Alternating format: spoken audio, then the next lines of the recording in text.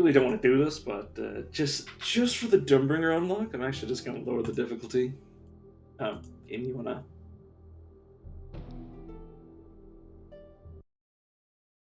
Oh, the game was just lagging for a second. Sorry about that.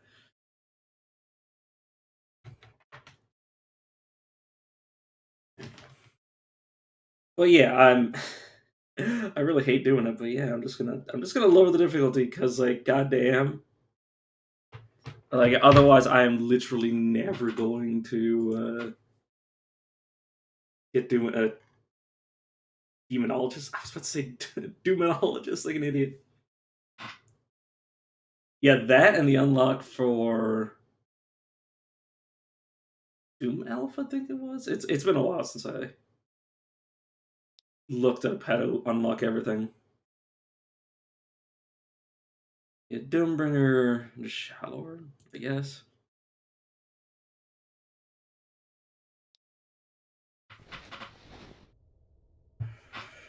Okay, God, I feel. The only reason I'm doing this is so I never, like, literally never have to play Doombringer again because I have played so much of Doombringer. Uh, I played so much of Doombringer. It's the same. It's the same case with rogues. I played rogue until I got the achievement to deal like 600 damage in a single attack, and I'm pretty sure it was not on a whole, a whole attack. I think it was like on a single hit. Like if I was dual wielding and I hit somebody with both my weapons, it had to be just one of the weapons dealing the damage or something ridiculous. Something ridiculous to make it like stupid hard. Because it took 4 fucking ever to get it, from what I remember. But yeah, it's gonna be a bit of difficulty whiplash because I haven't played on Nightmare in a long time. I haven't played on Nightmare since I unlocked Insane. It should be fine. I mean, it's gonna obviously be overall easier. The only time I'm gonna be running into Ran bosses is when I'm like finding them in chests and stuff. So there's that. Look forward to. Like I still get to look forward to Ran bosses, just not everywhere.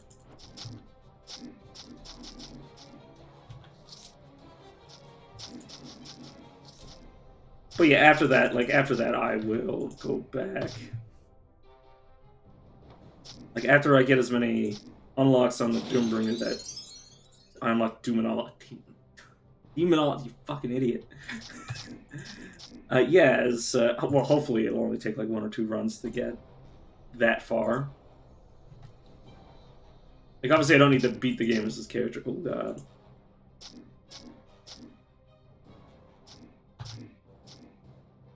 Oh shit. Yeah, I was about to say. I forgot the shield wears off. God, my poor brain. Yeah. Oh yeah, I wanted to mention that I haven't been streaming the past like 5 days because my dog is injured. He's going to the vet today, but well, I don't have a driver's license, so I can't bring him. So I'm just gonna be sat at home all day. But yeah, I've literally just been like he's been having to walk on 3 legs, so I've been like carrying him around all the time. But yeah, that's the.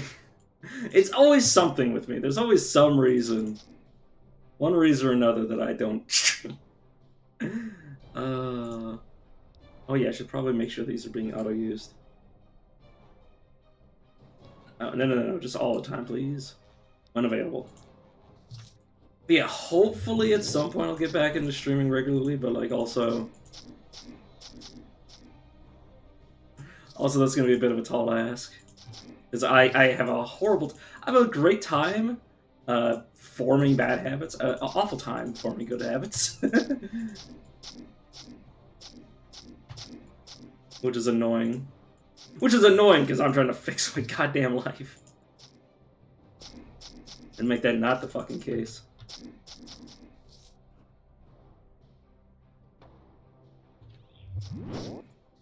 But it's an uphill battle. But I'm doing fucking amazing. I mean, I've mentioned it on several streams, but like I am probably better than and I know I've said this so many times, but I mean, it's a good thing. I'm better than I've ever been, really. Like since I've become an adult. And I'm afraid of you know, because obviously the higher the high, the lower the low. At least that's what my brain always tells me. But like since Christmas, I've been doing fucking amazing, mentally speaking. Well, relatively, like as a whole. Like obviously there's been some shit that's gotten me down. Like I mean, you can't really live that there being fucking something. Well, like I've been definitely, like I've been sleeping, like I haven't needed my sleeping pill in a month, like 30 days. Like I'm also like getting off my antidepressants because, well, if I'm not depressed, you know, they're just side effects at that point. They're just negative side effects. And there's some people that be like, "Oh no, you might need to be on them forever," and I'm like, "Go fuck yourself, go fuck yourself. I'll try first." But no, it's like the side effects of like headaches and all that shit. Like I need to, like I like a year ago, or not a year ago, but well around that much time ago, uh, I had started getting these like massive headaches from my medication. Well, I didn't know it was from the medication, but like you know, when it's literally the only fucking variable that's changed throughout my like life, like you know, diet changes, you know, changes in mood, like none of that, like none of that shit was changing my headaches. Like it was just a constant. The only thing that's changed is that I went up in medication. So, you know, time to get rid of these side effects. And if I get back into depression, I'll just have to find a better medication that doesn't have such annoying side effects for me. Because I am like 90% in my own head, and yeah, not being able to think, pretty nasty. Shit, I'm dead from the bleed out. Yeah, fuck. Oops. It's also the fact that I wasn't leveling my character at all. God damn it. Don't worry about it. I'm too busy talking to actually think about like trying to keep myself alive. Plus, that's the problem with being shallower, so you can't actually, you don't regularly heal from like regeneration or the healing ability. So you got to actually pay attention to taking damage and then shielding yourself. Which, when I'm being lazy and not paying attention, yeah, it's kind of hard. Yeah, don't worry about the game. Don't worry about the game. I'm busy. I'm busy talking about life. But no, I've been amazing. Like I've gone down. Like I've cut my medication from like 150 to 100, and like suddenly all the headaches went away. Like yeah, I still have some headaches, but like again, that's a side effect of the medication. But like it went from like my headaches were registering on the fucking Richter scale. Uh,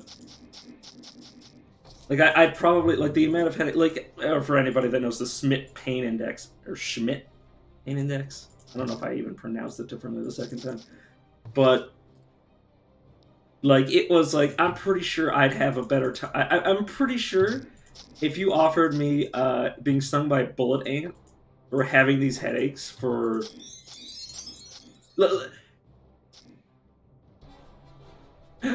if you offered me a week of no pain or being pain free for a week, sorry, I'm trying to phrase this in a way that actually makes sense. But if you were to offer me like a week without pain, like complete, like, you know, no aches, no headaches, no bullshit, for being stung by a bullet ant in the condition that I was in, I'd be like, yeah, fuck it. I'd be like, hell yeah.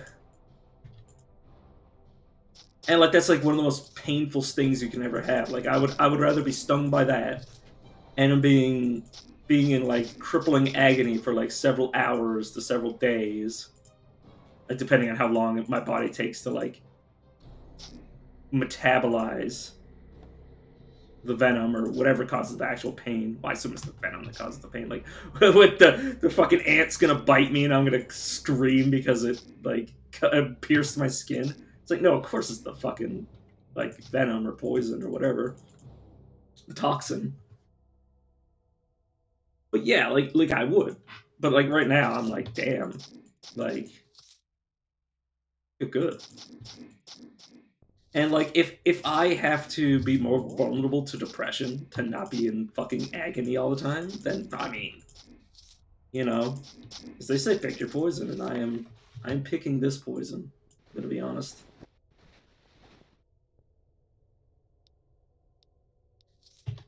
But like, yeah, it's kind of refreshing to not, well, a, not be in pain, and b, like not feeling like shit. Because like I have been like slowly dipping into depression just because of the pain. Like you can't be in as much pain as I was in. Like and it's not about the actual like raw pain itself, but it's the fact that it's a headache. Like there's like people are always like, "Oh, my back's so bad." Like you never like your headaches can't compare. It's like when your head feels like it's trying to split itself in two. Like because obviously a lot of people like when they have a headache, it affects their like I mean all pain does this, but it like really fucks up your thoughts.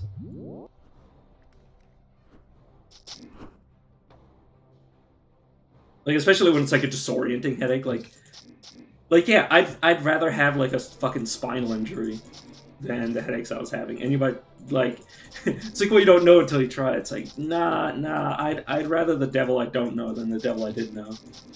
Because at least like well, okay, a lower spine injury because I want to be able to use my arms. But no, if it was a type of pain that didn't come with like headaches or disorientation, which disorientation is another side effect of the medication I was on, which like I couldn't even walk. Like every now and again, I would feel like dizzy spells coming on,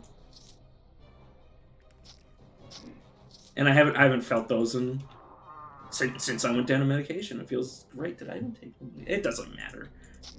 But yeah, my for those who don't know, my medication is sertraline, which is a common. I say common. It's pretty well known antidepressant that is one of the most toxic antidepressants that I am aware of. Basically, just due to the fact that it increases the body's or the brain or whatever part of the body actually does this uptake of serotonin, which if you have too much serotonin, it results in toxicity. So yeah, I was suffering from serotonin toxicity. And you might say, like, well, how do you know it's serotonin toxicity? It's like, well, how do you fucking know anything?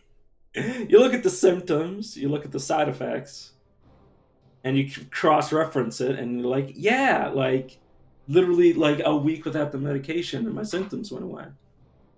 It's like either 50 milligrams was enough to cause, like, a magnitude of, like 1,000 times increase in side effects, or I was poisoned. But like, or it was a toxic level. Like it couldn't have, like anybody that understands taking medication knows that like yeah, when you go up in a dosage, usually the side effects worsen, but they don't worsen that much from a 50% increase. you'd expect, like, yeah, maybe, like, because, you have to readjust to the new level of side effect, you'd expect, like, a 3 times, 5 times, 10 times. It was a fucking 1,000 times magnitude. Like, I had never experienced the kind of side effects I was experiencing. So, yeah, it was clear to me, but, like, also I've been medicated like, I'm the kind of person who's, like, has to know what they're taking. Because I need to know how it affects me. Because if I don't know how it affects me, how do I know it's working? And it's like, yeah, the doctor can say it's working. It's like, oh yeah, you're taking like Concerta for your ADHD and you're doing better in class. And I'm like, maybe my motivation went up, and that's the reason I'm doing better, and not because of the Concerta. Like I haven't taken Concerta since I was like 16. And like, yeah, like my motive, like, well, I've known for a long time that Concerta, the way that it, like, even as a kid, I knew that the days that I took Concerta and the days that I didn't were completely different. Like, absolutely, completely different. It's just the way that I thought. Like, Concerta, and I've talked about my Concerta before, or well, my journey with ADHD and Concerta. But like, I'd always have these experiences where, like, when I was on Concerta, I'd be like laser focused, and like before I had, like, when I had like always been taking Concerta like every day of the week, I went to only during school that I would take it, um, which made things way better. Like, I don't know if I was on slow release or if I was just told to take it. Well, no, you wouldn't take Concerta more than once a day, from my memory.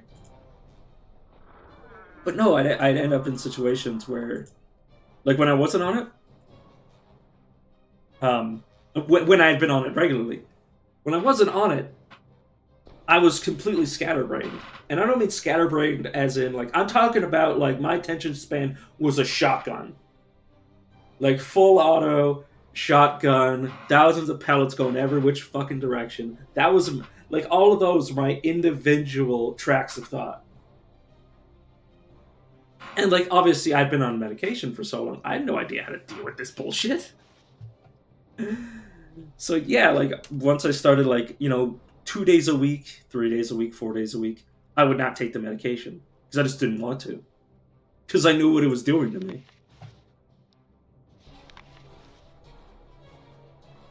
But yeah, like eventually, like, I would only take Concerta if I gave a shit, and that ended up being my modus operandi for the rest of my life. Is that I'd only do it. Like, the only reason I'd get back on Concerta now, I wouldn't actually. Now that I think about it, I used to say that if I got a job, I'd take Concerta, and it's like, well, fuck no. Because the thing is that, you know how important multitasking is? And I don't mean multitasking in the sense of like doing two entirely separate jobs at once. I mean, I could not, when I was on Concerta, I could not do an action and listen to somebody talk. Like, especially with school, which completely fucked up my school life half the time. Because, like, I couldn't remember things at the same time. Like, I couldn't hold a thought in my memory, focus on what I was doing, like writing, and then reading at the same time. So I couldn't write down notes when I was on Concerta. I was that fucking, I was that fucking laser focused that, like, using my hands and eyes at the same time, which fucked up my hand-eye coordination. Like that's the thing. It's that my ability to consciously use my body. Like, if I could catch something, like, I could hand or not hand-eye coordinate. I could. It's hard to explain, but I would see the thing coming and then move my hand, like look at my hand and move my hand. This is basically how I would have to catch something if I got, like, lucky enough that I actually managed to do it properly. I would, yeah, have to move my hand. I could, like, while not paying attention to the thing coming at me, I would have to move my hand where I think it's coming, but I don't know where it's coming because I'm basically blind because my attention span and my memory, like I couldn't focus on my own fucking thoughts. That's how bad the Concerta fucked me up when I was on it.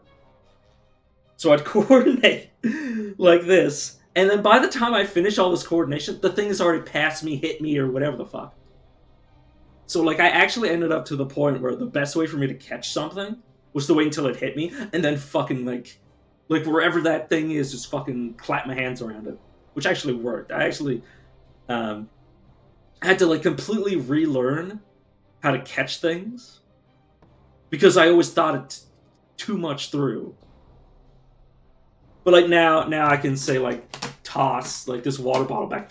I couldn't do this before.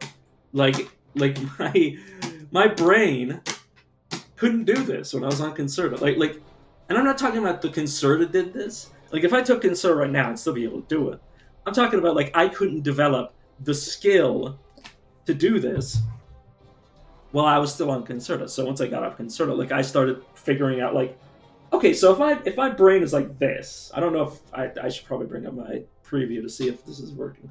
But like if my like imagine all of my fingers are like different things I'm trying to pay attention on, or well, I say trying, paying attention on. Like how do I make it so the thing that I actually care about, so it's more like fuck, it's more like this, where one like five different, or well six technically, well, one main focus and five like minor focuses, which is basically how my brain works now. Like I have like 50% of my attention span I can control. I can separate it out. I can fucking well, I can't juggle. That's just because I haven't taught myself how to juggle. But I could say juggle these water bottles if I tried, because I would pay attention on each of my hands and each of the water bottles, and I would be able to juggle them. I would be able to learn to juggle them. I couldn't do that before. It would take that much fucking mental effort to break free of the way that the Concerta made my brain function. But yeah, so like I how do I explain this beyond the point that I'm trying to make? Well, it's not even. I'm not even trying to make a point. That's the thing, is I just like to talk. Like making a point here is not the important part. Well, the point is that like you gotta make sure you know what the fuck you're taking. Otherwise, like I hate like it's the same thing like with everything. People are getting medicated for now. Is that nobody really cares to explain. Like it's like jargon at this point.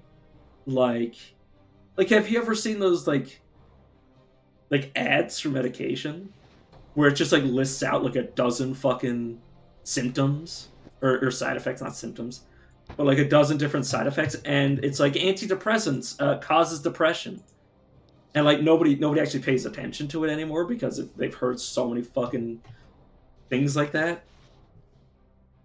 But yeah, it's wild, and I'm not saying like question your doctors, but make the doctors actually tell you what the fuck you're taking. It's like it's not about questioning the doctors. It is about the doctors questioning your own medication, because they are not questioning it. If you don't question your medication, and your doctor doesn't question your medication, nobody's fucking questioning your medication. That's basically my point here. Is that if the doctor's like, well, this works, that should be good. Like what do you mean it just works? Like, how well does it work? And it's like, oh, here are the side effects, and it's like it's like, oh, great. That doesn't actually tell you much of anything, because you've seen so many commercials where there's just like 100 fucking side effects that you just innately accept that no matter what you take, it's going to do something. Or it's going to do something to mess you up, which doesn't really help. Like, especially like my grandparents are obviously to the age where they start like taking like shitloads of medication because they have so many medical problems that they need to solve, and it's like, well, how many problems does the medication to solve the problems cause? And like you end up in this like battle where it's like, okay, so this, like, you have like 20 medications. 4 of those 20 medications are for actual problems. The rest are to counterbalance the problems caused by the medication, and to counterbalance the problems that are caused by those medications. And it's like when you have 20 different medications, like like you're gonna end up in a situation where you're just making yourself worse overall. Not overall worse. That's not what I should say. Is that you at the end of it, you end up with more symptoms, like side effects. You end up with more effects caused by your medication than there were things that were happening to your body in the first place.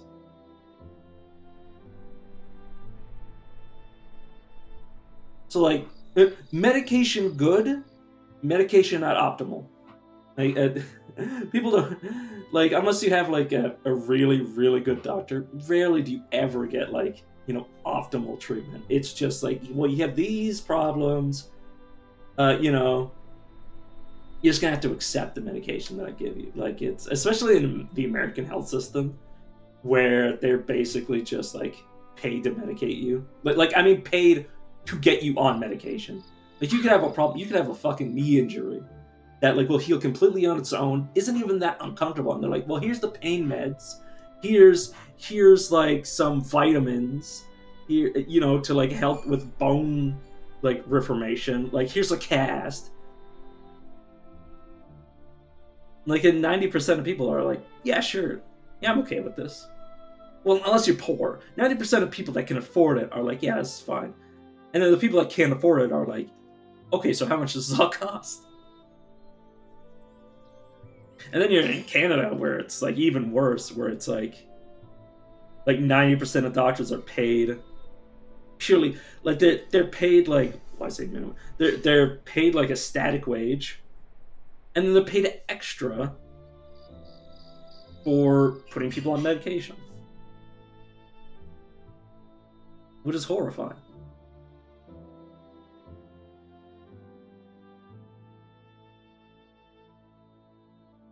Which, how is all of this not malpractice? I'm always curious about that. Like, how can people just like be like fed so much medication and like nobody's like, hey, we're gonna like audit you to make sure that, or well, I say audit, that's more of a tax thing, but like we're gonna like do an investigation to see if like all these medications are actually like doing no harm, because that's like the doctor's credo, the doctor's oath. I can't remember the name of it. Hippocratic Oath. Yeah, Hippocratic Oath, to do no harm. And it's like, well, how much of these medications are doing more harm than good? And like, how much do you actually need? Because like, especially with antibiotics, I should really just pick one of these. Yeah, I'll just take magic. No, I'll save the category of point for if I get like tinctures or something. Like I shouldn't need to optimize that much, anyways. But yeah, like you have like antibiotics, and I'm not saying that antibiotics are bad. I'm just saying that if you feed somebody, like, okay, if somebody gives you an antibiotic every time you get sick, where's your fucking immune system? Like if you are a healthy individual, and I'm not including the sickness, like, and I mean every time you get sick, I don't care if it's like the common cold, like a minor case of the common cold. If you got medicated every single time you got any sort of viral or bacterial infection, or like stuff like that. Well, I mean, I can't remember if antibiotics even work against viruses. Or antiviral or whatever. But all these things, like they're living things, and they go through generations at the drop of a hat. So if you're trying to, it's sort of like cancer as well. Like it's organic. It's organic and it can adapt. So like, you gotta make sure there's no survivors. And even if there are even if there aren't survivors, like, well, what about your own body? Like, there's a lot of microbes. There's a lot of microbes that can eat each other eat each other or gain genetic material from each other. It's like how we like a lot of us evolved in the first place. Like we didn't sexually reproduce. We asexually, not well for the most part. We asexually reproduced. They basically just made copies of ourselves, but then stole genetic material from other microorganisms. That is how, you know, anybody who believes in evolution, that's how we got here. So like, yeah, like if you have these diseases or problems or whatever that you treat that are organic and can evolve, and you just treat the ever-loving shit out of them every single opportunity, like the medication's gonna lose effectiveness. It's just how the cookie crumbles. And the thing is, it isn't single generation stuff. It is, oh shit, yeah, of course, it doesn't matter. But it's multi-generational, because where do you get your immune system? Your initial antibodies are from your mother. Like your initial microbes are from your mother. So if you have microbes in your body that are resistant to medication, and you have anything that can borrow or copy not medicate anything that can take over healthy cells, healthy not antibodies. I mean that can also happen. But if you have any sort of, so I'm trying to think and play at the same time. But if you have these and they steal genetic material from your healthy bacteria inside your body, like you'll end up in this fucked up situation where you, like, it's hereditary and you are the problem. The bacteria that are coming in are bacterial resistant, or not bacteria, are not medicine resistant, but your own body is breeding these, like just by existing. Like you are the carrier. You are the carrier of your own medicine resistance. And again, hereditary. It passes on from mother to son. Fucking idiot. Mother to child. And so you have like 20 well, I mean we haven't even had 20 generations since we had like modern medicine. But yeah, like we're already running into the issue where like people are getting like autoimmune diseases, are getting like their own, well, autoimmune disease is completely different, probably. Like 90% of it is different. But we're inheriting our mother's resistance to medicine.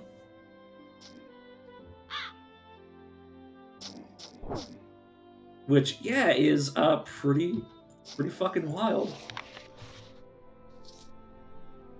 And I mean, I've known this for like ages. That's the funny thing, is that like I've never really not known that. I've known that for not the specifics around it, but the fact that you could get resistant to medicine. I've known that since I was like a little kid. And I'm serious. Like I've known that since like 10 or 12. Like it's somewhere around there. Like I was still in high school when I learned this. Like early, no, not even high school. Like this was pre-high school when I learned this.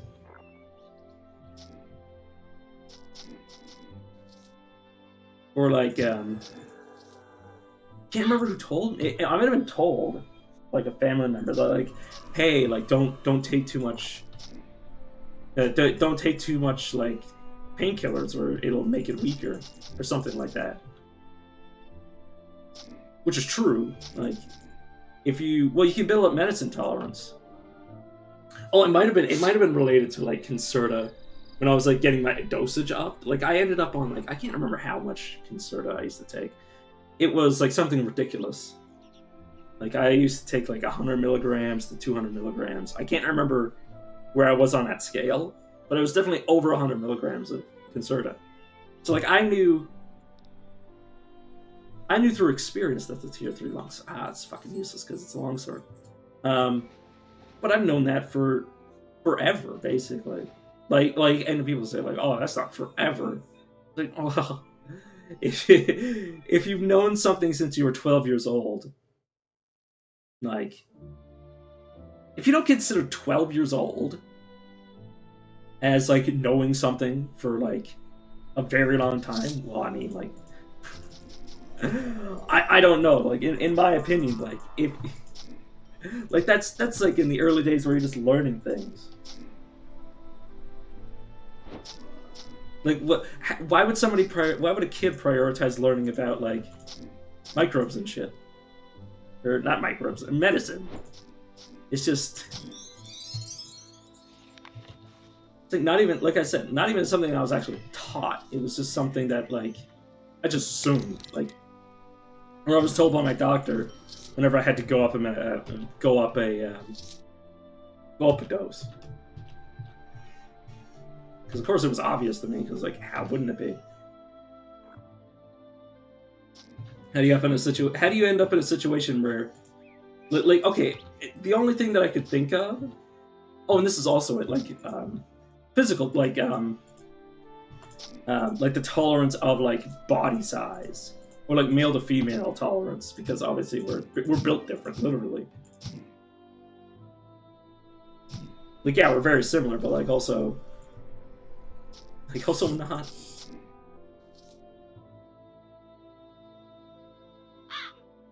And people are always like, "Oh yeah, it's only like a few chromosome difference between a man and a woman." It's like, well, yeah, and like, you do realize that the difference in chromosomes is basically the difference between you and me. So like, yeah, of course, men and women are basically the goddamn same. But what's the same in theory is not the same in practice. It's like, sure, the difference between a man and a woman is very genetically minor, but like the actual expression of that is what fucking matters. The actual in practice, like, differences are what matters.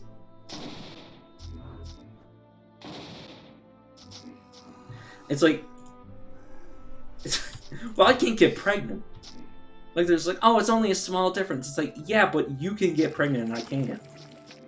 Like, like, it ends up being as simple as that. Like, if men and women are so similar, why can't men get pregnant? It's like, it's a false.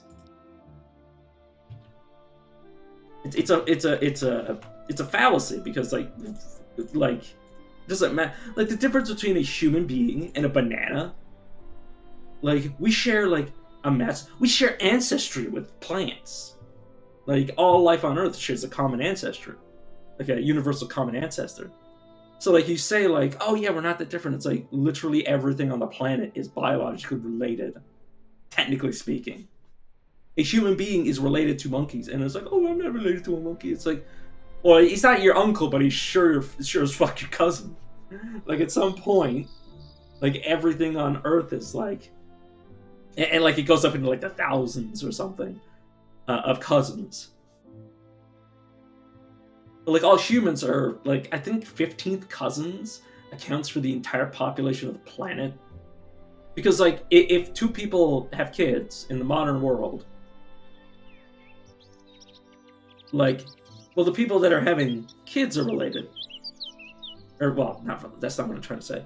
Is that like, at most they're around 15.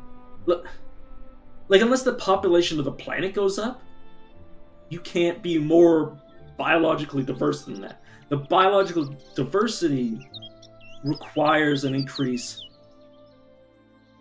just due to the fact that, like, well, who are you having kids with? It's like, well, yeah, you have kids from your village, you have kids from your city, you have kids from your country, or kids with people in your country. Like, at some point, everybody in that country is related very closely, because that's the gene pool. Even the gene pool of all of humanity ends up coming down to, like I said, 15th cousins. Everybody's around 15th cousins. Which is wild. But like, it has to be that way, otherwise we wouldn't be all human. We couldn't be human. We'd all, like, it's either we get closer or farther apart.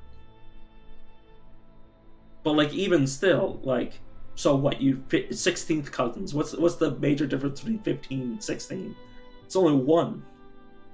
It's only basically one familial difference away. It's like, yeah, your 15th cousin's uncle. It's like, so what?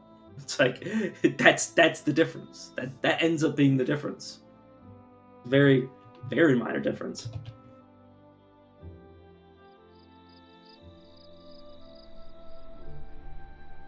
So basically everybody that has ever killed anyone is technically a kinslayer. To use a CK. Well, I mean, it's just a word, anyways. But yeah, you're kinslayer. Technically speaking, you've killed a distant relative because we're all distant relatives. It's kind of how it works.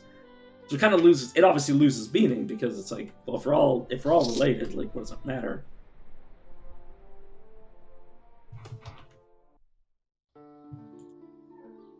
But yeah, like you end up in this situation, and I don't even know where the point. I don't even know where I was going with this. Like you end up in a situation.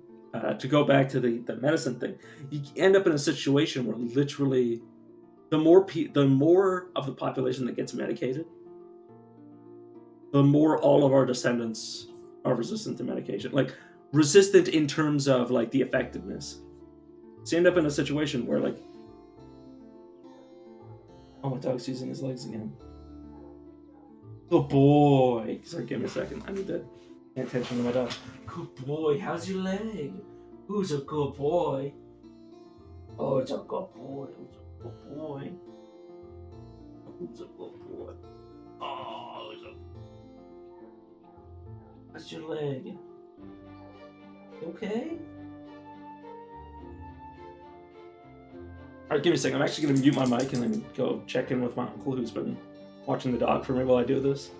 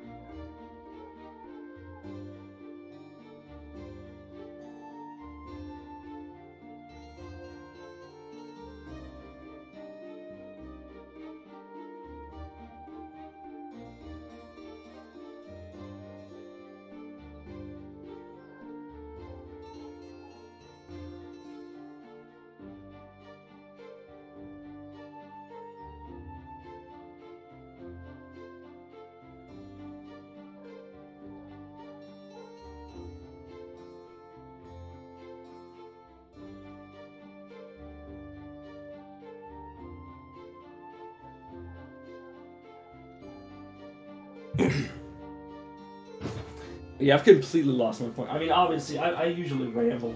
You want to get back up on the bed, little buddy? You wanna get under the blanket or something? If you ever see my bed just like completely in disarray, it is literally because either my dog is in it, or I set it up because I set my bed up 9 times out of 10 for my dog to be comfortable in it. Because I mean, like, if it was me, I'd want. If I was the dog, I would want my owner to be that nice. I mean, it's also just our bed in general.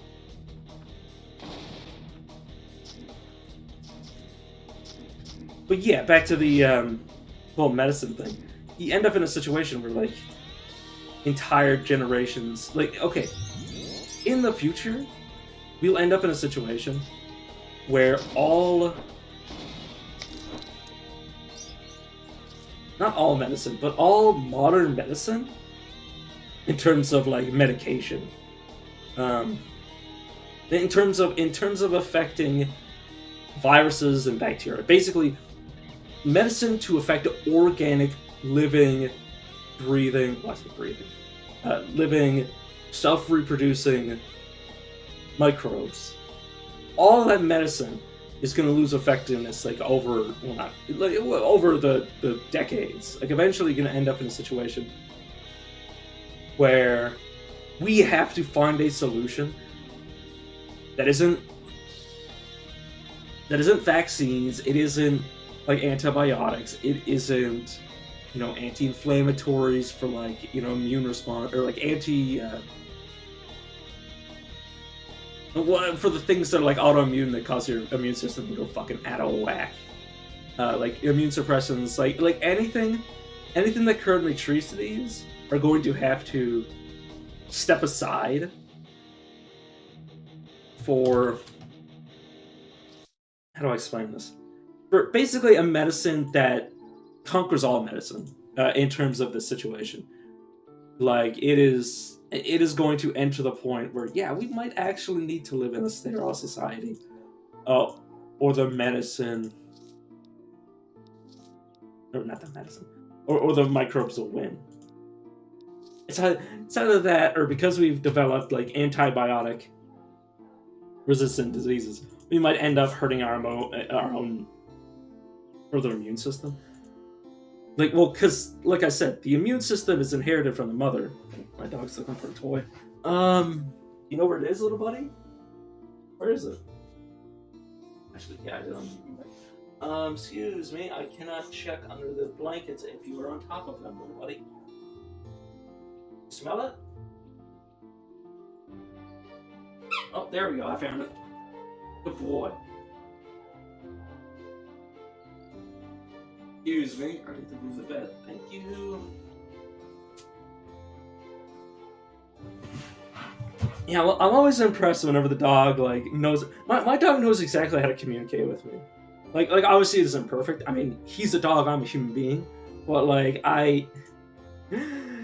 me and him can read each other like books, and it's I love it. Every time I see it happen, it's like, wow. My dog, obviously dogs and humans have evolved together, but damn, is it ever cute?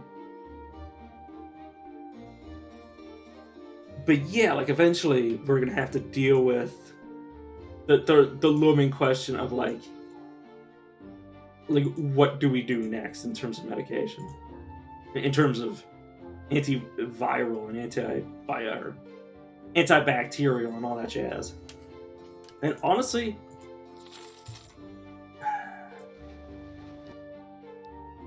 I think honestly my preferred solution, this isn't the optimal solution, of course. I obviously don't know how this would actually come to fruition or anything.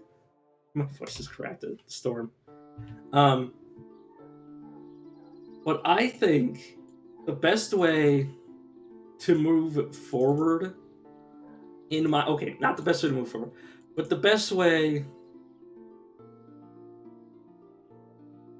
for me is that I think a good solution would be to make the human immune system stronger, similar with vaccines. But the thing is a vaccine is reactive. We need a proactive solution, because obviously for a vaccine to be created, you need to have the thing, you have to have an example of the virus to create the antibodies in your own body, the immune system, to basically train the immune system. We need to one up that. We need to get the vaccine of the future, effectively speaking. Because modern day vaccines are treated like they can do no wrong, which is also a big fucking issue. Because what is the difference between aspirin, or not aspirin? A better example is what's the difference between Tramdol and a vaccine?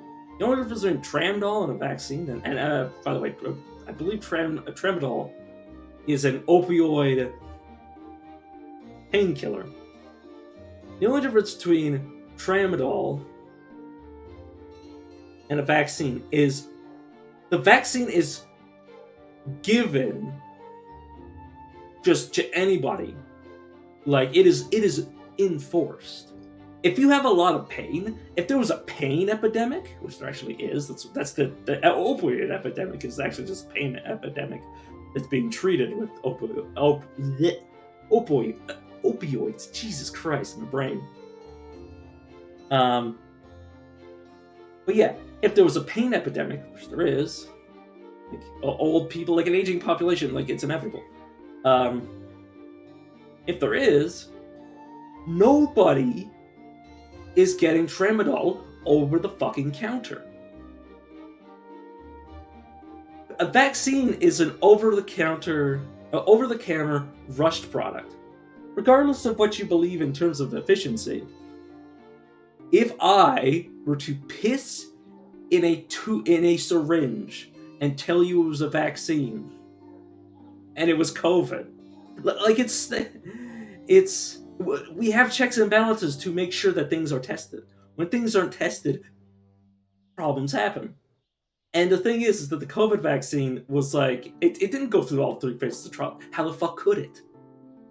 Like, it takes fucking years for something to go through all the, like, 3 FDA approval phases or whatever the fuck it is. Or drug trial phases. I think that's, like, universal. So obviously it didn't do that. Like, nobody can deny that it wasn't rushed. Nobody. Like, people could say, like, oh, it was fine. After the fact. You have hindsight. But we shouldn't have needed hindsight to know it was good. We should have had, like, common sense and actually fucking seen if it worked. Because if it didn't, and some people believe that it didn't, I don't know. I only took, I didn't take any of the booster shots because I was like I already had it. Like, I already had COVID. Like, I don't need to be vaccinated after getting, like, okay, if my immune system didn't develop the first time, why the fuck would I take another vaccine? Like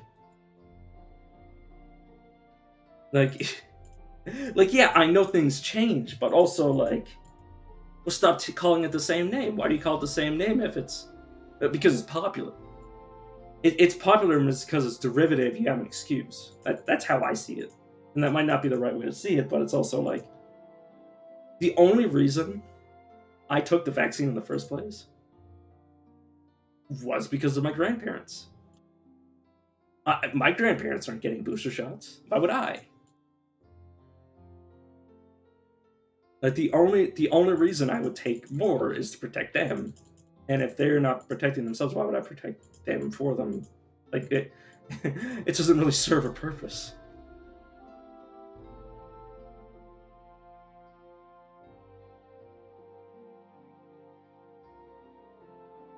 And you might say, well, I might be able to pick it up. It's like, I don't go outside and talk to sick people or talk to anybody. I'm a loner. The only reason I took the vaccine was because I was worried that it would.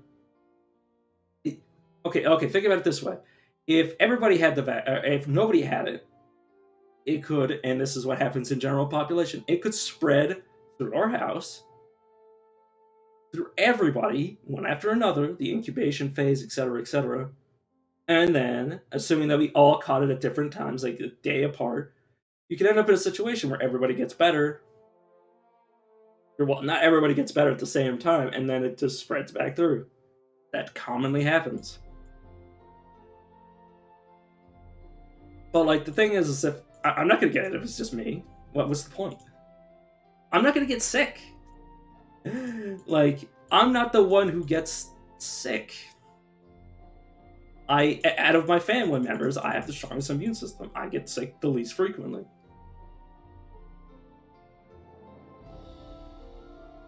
So, like, I'm not picking up the illness.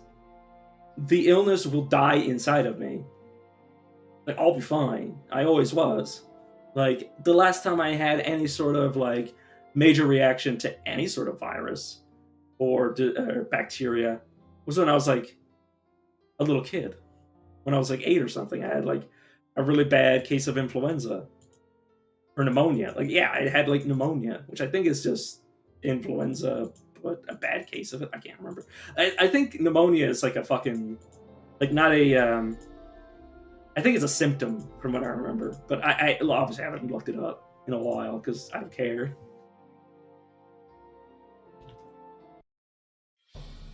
But yeah, there's people out there who be like, "Oh, you wouldn't take a booster shot? Oh, you're denying the science," and I'm like, it's not about the science. The science doesn't matter to me. Because people always say that and then pretend like the immune system doesn't exist. It's like I don't need it for me. I needed it for other people.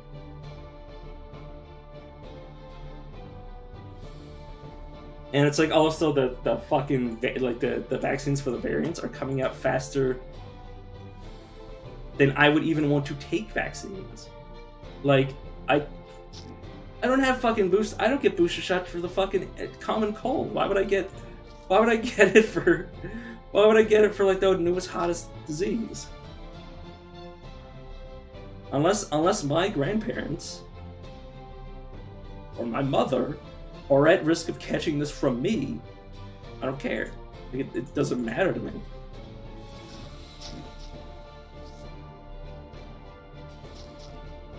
But yeah, I was very offended when I found out that, like, yeah, nobody actually put this through all the trials. So basically we all got, like, something that's still in the experiment. We basically got a prototype. Which is fucking insane that, like, everybody's trying to defend that we were given a prototype with hindsight. It doesn't matter hindsight. Imagine if we did that with anything else.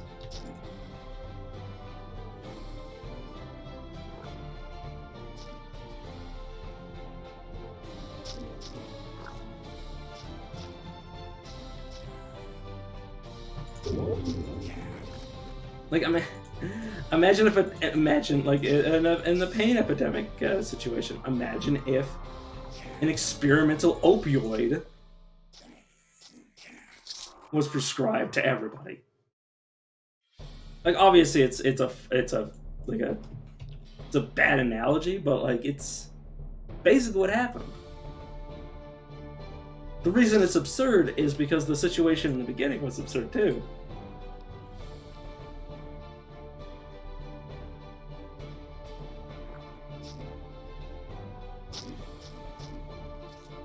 And the funny thing is, we still caught it anyways, and it's like, did it actually work? Like, were we fed snake oil? Like, people used to care about whether or not things were snake oil or not. But at some point in the modern day, like, we went back to just accepting that, like, yeah, snake oil is just snake oil is mandatory now. And I believe any untested medication that I didn't sign up for should not be mandated. Like, that's also a thing. Like,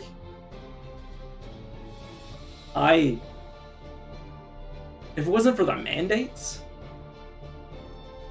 like, I wouldn't have even questioned it. Like, I would have just gotten the vaccine and been like, yeah, sure. But it's the fact that it was the mandates, and I was like, oh, something's fucking stupid here. If it was just people who, like, if it was just a pure choice, like, it wouldn't have even been, I wouldn't have questioned it. That's the funny thing, is that, like, people always talk about questioning the medicine. It's like, the only reason I question the medicine is because the medicine became mandatory. If you want to live in society, you need to be immunized. Unless you're, like, a protected person. And it's like, so people that are sicker have more rights than I do. And you might say, like, oh, that's not fair. It's like, well, life isn't fair. It, you know, fairness is not. Fairness is not. The only thing fair about fairness is that everything's unfair. The only thing that. The only amount of fairness that is in any sort of balance is fairness distributed by human beings. But even then.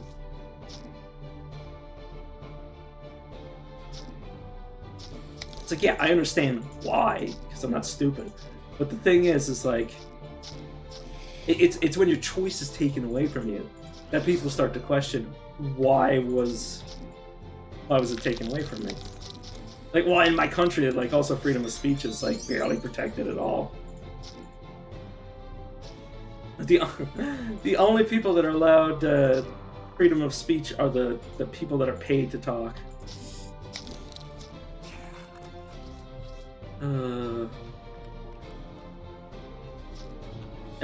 This also isn't the first time I've like harped on like the way the vaccine was done.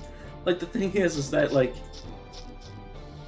people get mad at people for talking about it, but it's like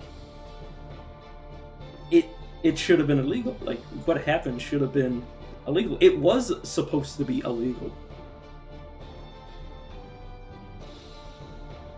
That's the reason that people are pissed off. If things were done by the book, nobody would be mad.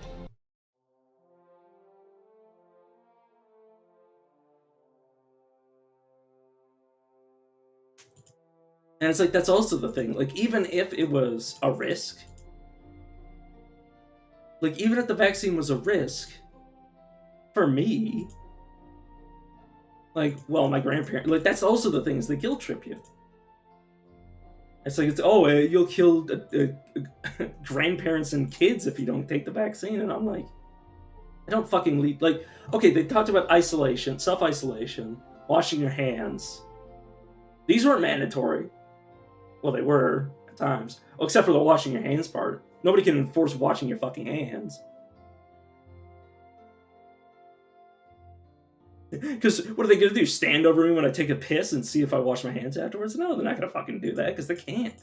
Yet.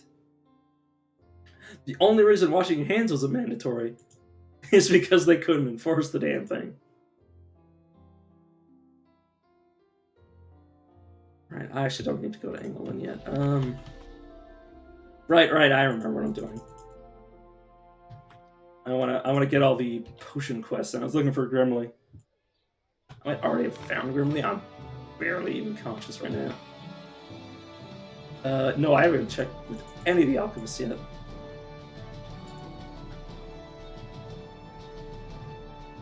But yeah, like all of this is coming to a head in my country and in America, where like people are like constantly like, well, because nobody's accountable right now. Nobody's being held accountable, and everybody wants to ask questions, and nobody's being allowed to answer. Or not answer. Well, yeah, actually, nobody's allowed to answer or ask anything. Not really. Which is fucking wild.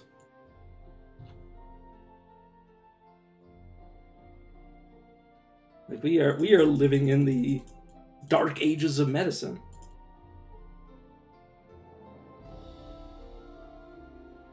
Like that tells you something. Like I used to always make this joke, like especially when there's a thing in Canada where you can basically doctor assisted suicide, and they call it medical assistance in death. It's medical. It's prescribed suicide. It's prescribed murder basically. It's doctors prescribing their patients to die. And anybody who says it's any different,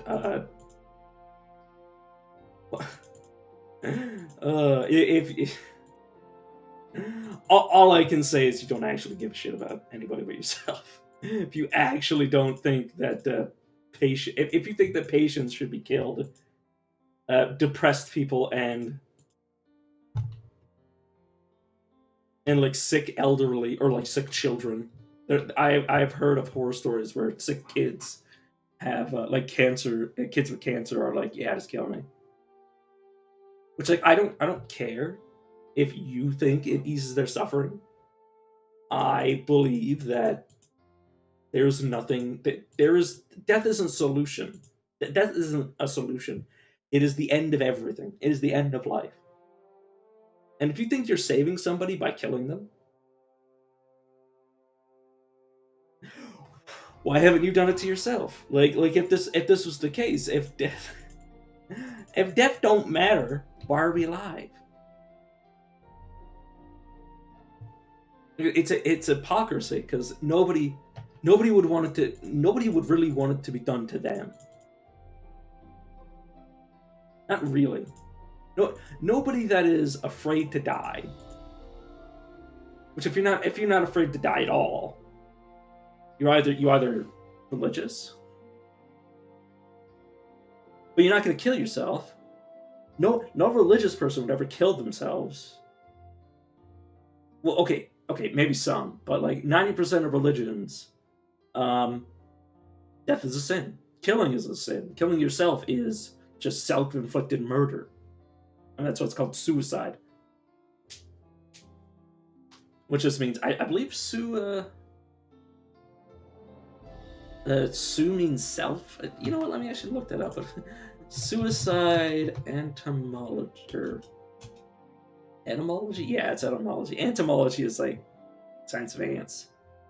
Yeah,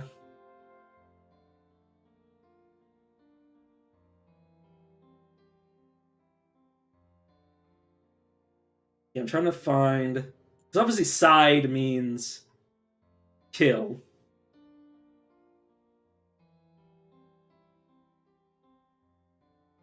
Su. Okay, yeah. Su means or sui or sue is Latin for oneself or self. That's horrifying. But yeah, like people are being prescribed death in my country. What a fucking wild thing to be able to say. Like that is the most horrifying thing, and like, I mean, I've known it for a long time that my country is pretty fucked up.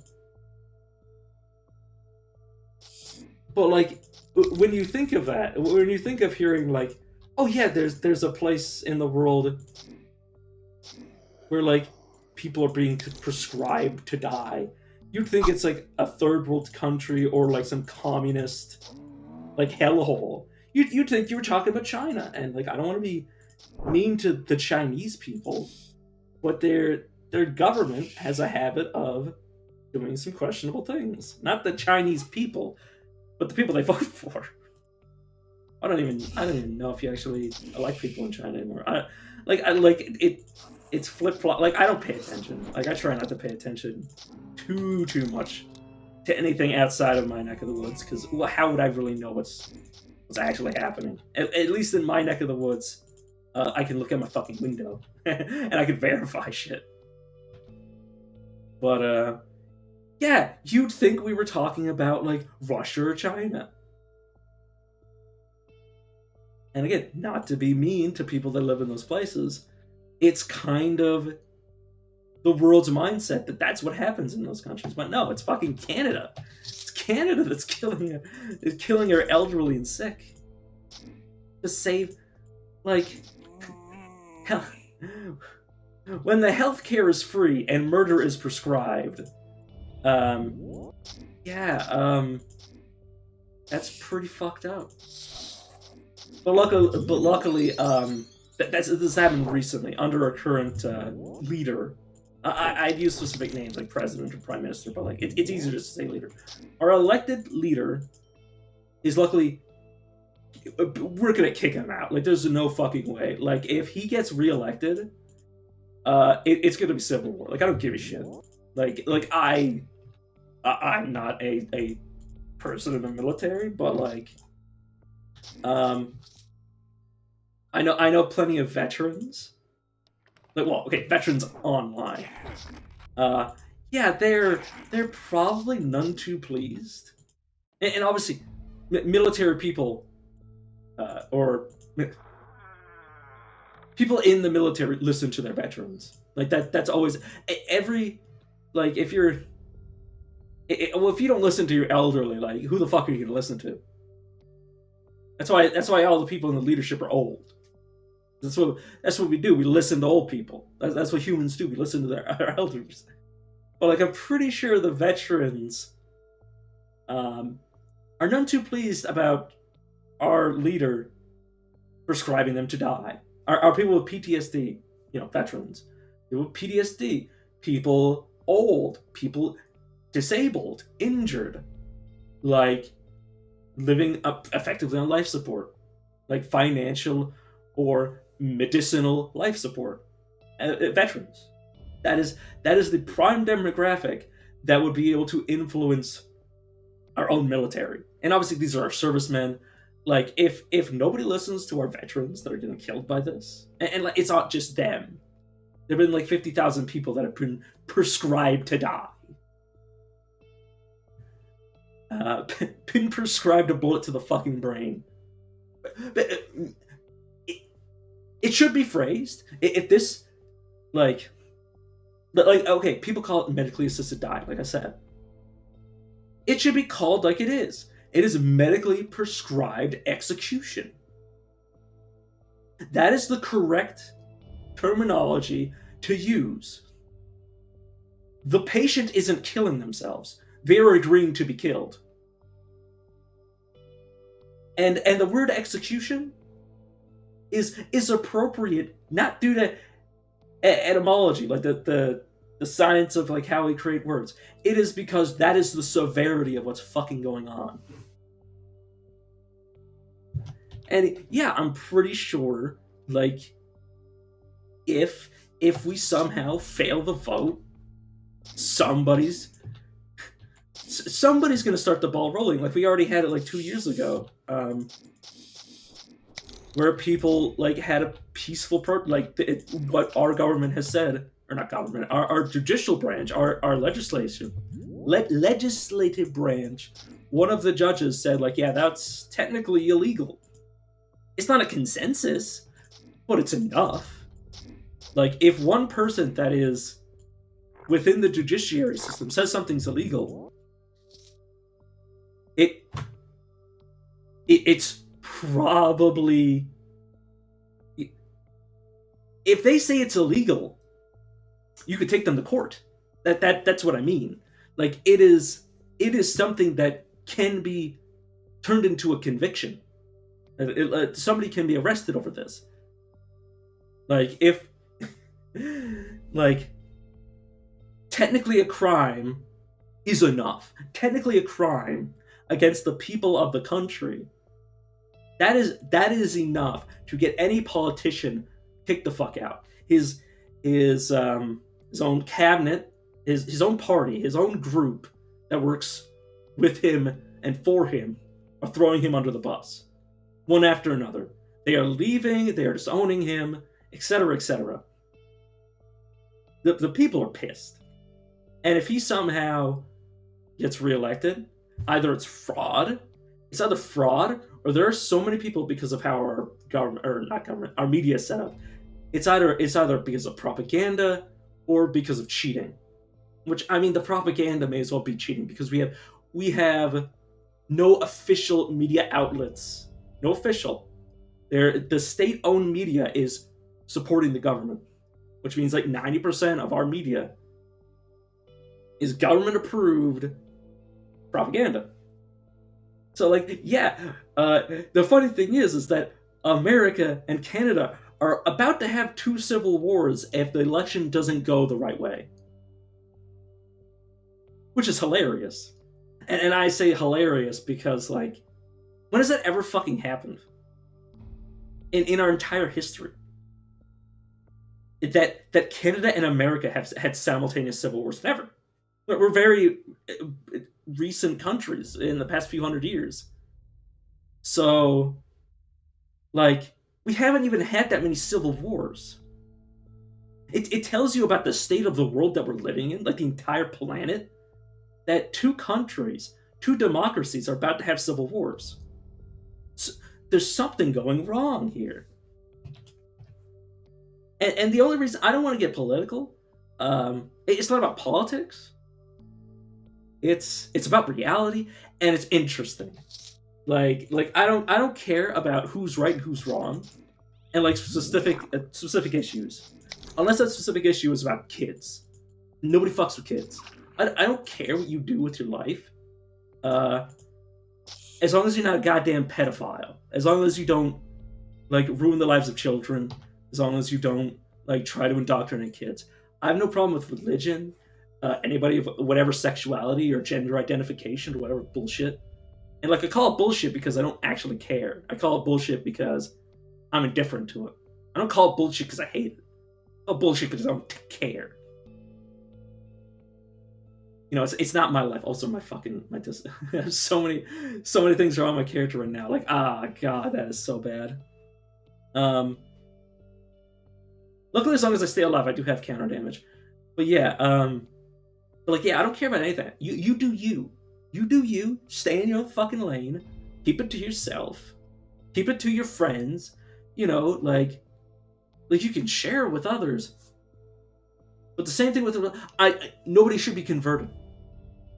There shouldn't be any converts. The only converts are to people that willingly choose something. Like children shouldn't have to listen to they shouldn't have to inherit ideology. I shouldn't have been force fed, and this is why I hate anybody that thinks that they should spread their beliefs in schools. Christian schools should be abolished. Kids cannot consent to religion. Children cannot consent to beliefs. That's why we have Santa Claus. We have Santa Claus because kids are stupid. Kids will believe anything. If an adult tells a kid something enough times, the kid will believe it. If every adult and every child their age tells them that Santa Claus is real, they'll believe Santa Claus is real. And if you can't, if like that's my biggest problem with adults in this country and America. Well, I mean, we're basically sister or sibling countries, and we're basically the same fucking people. We're both British colonies. We just went down different paths. Like we are barely different. We are literally neighbors. But it's the fact that like, how do you realize that Santa Claus isn't real, but not realize that people lie? Like politicians, people in power lie. How can you read a history book? How can you read any history book ever? How can you read about World War II and not realize that people lie? People in power lie. How can you not play? How can you play video games? How can you play this video game? Anybody who's watching that is listening to me talk, and only is here for this video game. How can you read about this video game and not realize that there are assholes in power? How can you look at like the halfling country to liken it to the game? That like, and all the people that like joined together to murder orcs, like assuming that the orcs, well, I mean, obviously, like everybody who plays this game that's read the lore knows that orcs were basically forced into the position that they are in now. They are a warlike people because all of their peaceful people died, generation after generation of every good-hearted orc that wanted peace dying, and like war becoming its basically second nature to their entire race. Like people create their own problems. People, and then people wonder why the orcs are so bad. Because you made the problem. You created your own villain. And like, how do people not realize that can happen with like in real life? Where do you think this came from? Where do you think all of the like things that happen in this game come from? Comes from real life. Like the art is a reflection of real life, and real life is a reflection of art. It is a two-way mirror. Do two-way mirrors even fucking work? I don't actually know how mirrors like that work. But that's besides the point. What I'm getting at is that there's so many people that I assume in the beginning that these people wanted their agenda to be pushed. They didn't care how. They just wanted their agenda. They wanted their own safety, and they were willing to sacrifice for it. And that is the core, like, of the LGBT community and all that stuff. Their core, their core is good, honest people that wanted to keep themselves safe, that cared about their own. The core is perfectly ordinary. It is not. It is not advocating this to children. It is not. It is not taking. Okay, if your parents, if you're gay and your parents wanted to make you straight, how would you feel? Like, any sane adult that has experienced something like this, like I've experienced this with religion, having an ideology forced on me, having something that doesn't go with my own belief system forced on me before I could consent to it. Why would any sane person from that community push that on kids? That's because it's not the core of the community that matters. It is the extremists. The extremists are the ones that are either paid to be this extreme or have genuinely been that corrupted by their own. They're that high off their own farts that they think they're God. It's delusions of grandeur and thinking that they're doing the right thing. That's usually what it is. And people getting paid to do it. Like, being paid to push this on the kids. Because 90% of the LGBT community and all the others, in the whole alphabet soup, it is such a fucking conglomerate of, different ideologies. They're fine. They're perfectly okay. I have no issue with them. But they've got to realize that there are members of their organization that are treating children the same way that they were treated as a kid. And they need to wake up to that, because it's hypocritical. It's hypocritical, and it just hurts children. And there's people out there that would say, like, I'm a bigot for that. And I'm like, literally, my only problem is not teaching this to kids. And, like, they always use the argument of, like, well, what about bullying? And it's like, you can't fucking curtail bullying. I was straight and white, part of the privileged class, and other straight and white kids bullied me. You might say, like, oh, you've been obese for most of your life. It's like, well, I was bullied before, like, obesity ever came into the picture. Like, that's the funny thing. Is that kids don't need a reason to bully each other. So what do you care? Like, you can't solve the problem. Like, bullying hasn't been solved. Why do you think you could specifically target people who would bully people with your sort of beliefs? You can't. That's the problem, is that they have false arguments. They don't have a real argument because there is no real argument. There's no reason to teach. There's no reason to teach sex ed to 6-year-olds. 6-year-olds don't have sex with each other, not normally speaking. You know what type of 6-year-old has sex? It's usually one that has been sexually abused. It's just true. That's just true. Unfortunately speaking, it is the only reason that you need to teach sex ed to a child is if they were sexually assaulted. So why is it part of the curriculum? Why is it taught to every kid? You don't do that. You don't do that until they're like, and the funny thing is, when I was in school, aside from just biology, like health class, sex ed, like advanced sex ed, was optional. Where did that go?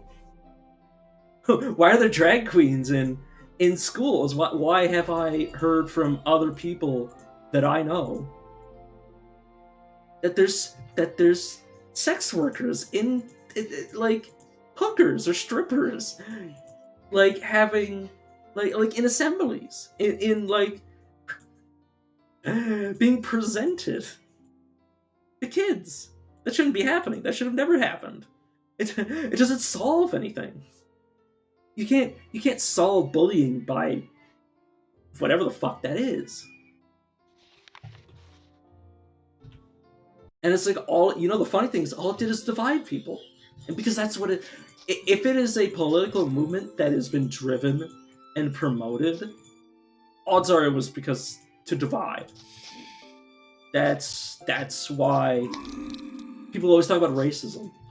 Like, yeah, there's racist people, but like the first world countries are the least racist. Or well, I'll say Canada and America have the least racism in any part of the world. We're multicultural melting pots.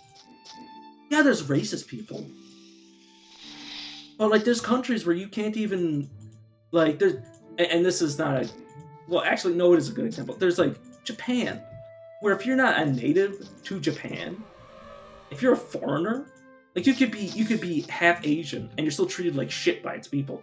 Not all of them, but like the older generation is notably racist. That doesn't happen in Canada. Like it happens on the individual level, but it doesn't have like you don't have entire towns of extremely racist people. Not where I grew up. Like my family, like the thing is that my family wasn't racist. We were racially insensitive because it doesn't really matter to us. Like we don't see. Okay, endangered species like a panda. Like where I come from, we saw pandas as just black and white bears. We didn't see polar bears as some fucking endangered species. We didn't see pandas as some endangered species. We don't see black people as some endangered species. They are human beings just like the rest of us. They don't need a fucking sanctuary. The same thing with like First Nations people. That's a way better example, because that's actually something I grew up with. Like aside from the fact that like the country actually treated them like shit. Like they are second rate. They're actual second rate citizens, treated that way by the government, and have been basically so mistreated that they're all fucking depressed and alcoholics. They've all been turned into alcoholics due to like depression and oppression. But I'm not racist towards them. I've gone to like Aboriginal like awareness, like where it's like 90%, or how do I explain this? There's like areas or like festivals or like fairs or something where like you can get involved and it's run by the First Nations people. And I've gone there before. I played like tug of war. I've watched like Aboriginal dances. Like I have no problem with these people. I respect their culture and their ethnicity, and like they should be better protected. I know the sentiment is like Canada wide. Like, yeah, there's some racist people. There's bad eggs. But the thing is that people treat like people treat it as if every single Canadian hates First Nations people. It's like, since when? Since fucking when? The people aren't the problem. It's our government. The people are just doing their jobs whenever they suppress First Nations riots. The people are fine. It's the government that's fucked. It always has been. Like people always talk about like how we used to have like concentration camps for their kids. And it's like, yeah, I know. It's not surprising. We weren't good people. Like it wasn't the people. Like if a person was actually doing this, they were an asshole. But 90% of Canadians didn't. Like, it's the same sort of like, I didn't own slaves. Like, no shit, you didn't own slaves. Nobody alive did. I had to back up. But no, it's always brought back up as like some way to divide people, because you know what, the easiest way to get people to vote for you is to have a problem and pretend to solve it, but then actually make the problem worse. That's how it's always been. The government makes problems for the government to solve themselves. It's how it's always been. That's why wars. That's why America's had so many proxy wars to get out of Canada for a second. That's why America's had so many proxy wars. That's because of how they operate. The best way to garner support is to make people think that you're going to justify a war. And to say, like, hey, we've got so many people in another country, you know, if so and so becomes elected, they'll take our soldiers out. They'll, you know, all the lives that we've wasted, they don't say that, but all the lives that have been wasted on this war, all the honorable men and women that have died in this war, well, they were honorable, but the government isn't. Like, basically, they take credit for the good stuff that happens in the war, but they try to ignore all the bad shit. And they try to pretend that, like, it's a war that should continue. It's sunk cost fallacy. They're using the sunk cost fallacy of human lives that they have used to further their own political agendas. And you might say, like, oh, this is like hearsay or blah blah blah. It's a question of, like, have you seen a history book? Have you seen the Second World War? What do you think Hitler was doing? Do you know what Hitler had? He had scapegoats. He used the Jews as scapegoats, the Jewish people as scapegoats. They used other countries as scapegoats, and he basically turned the entire population against the rest of the world. That is what he did. And if you deny that that is what Hitler did, you deny the Holocaust. How can you believe that I am lying when you have to? If I'm lying, if it's not that I'm saying it's happening, it's that I'm saying it could be happening, and we should find out if it is. If you completely disbelieve that what I'm saying is possible, you deny all of human history, because that's what we've always done.